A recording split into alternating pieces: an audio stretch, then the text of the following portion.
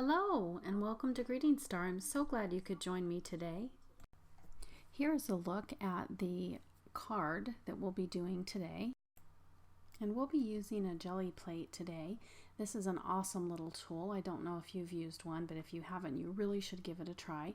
And you will need a brayer, and I'm choosing to use some distressed ink for this particular project, but you can also use acrylic paint or any dye ink pads you have, anything like that. It's really neat. So I'm using the distress ink today, and I'm using them with some, I chose some fall colors, and this is a stencil that I put on top of it, and this is how I'm using my brayer. I just want to make sure that that paper can get through that stencil so that we can lift off that paint. Isn't that beautiful? So that's a pretty quick and fun technique that you can use to create a background for a card. Now the great thing about this is you can get more than one print. So this is the negative after I lifted the stencil, you can see here, and you can even get one more. See, it's a little bit lighter, but it's still quite beautiful. So today I'm using some of these sample paint cards that I picked up from Walmart when my husband and I were doing a painting project, and I'm going to use them to cut out some flowers from this Creative Expressions die set.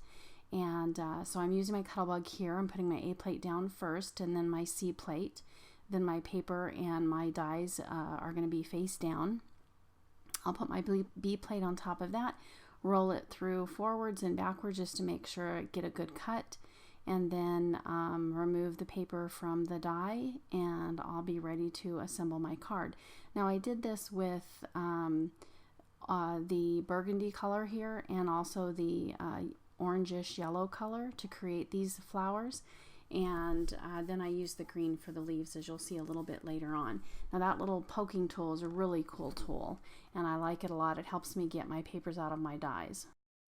So you can see here I'm just assembling these flowers and leaves on the card the way I'd like them, and I do decide to trim down these leaves to because that was a little bit big for that small flower. And these are the cards I use. It's called Rich Raisin, and it's a Glidden paint sample from Walmart. This one is called Orange. Well, I couldn't see that. I'll have all the supplies listed down in the bottom. And I got all of these at Walmart, and that's Rainbow Forest. And they're all Glidden paints. Now I'm going to use some Tombow Mono Glue just to adhere all of these down. And I really like this little tool that I'm using here. It has a sticky end so that you can grab very small pieces with it and move them and put them wherever you want. I love to do that and use that tool, especially when I'm paper piecing. So that's a nice little tool to have as well. I really like it. It helps me a lot. My fingers do not pick up those tiny pieces anymore. Now, since when you are using this glue on this type of paper, it's not like a permeable paper. It has like a coating on it. So you do want to be, it's going to move around and shift easily. So you want to make sure that you hold it in place for a little bit. Make sure that it adheres to the, it adheres properly. So anyway, just take a few minutes to hold that down with your fingers and it should be fine. And then when you're done assembling your piece, if you'd like to put maybe something on top of it to hold it down for a little bit just to ensure that it dries and stays in place, then you can certainly do that. So I'm almost done with these leaves here.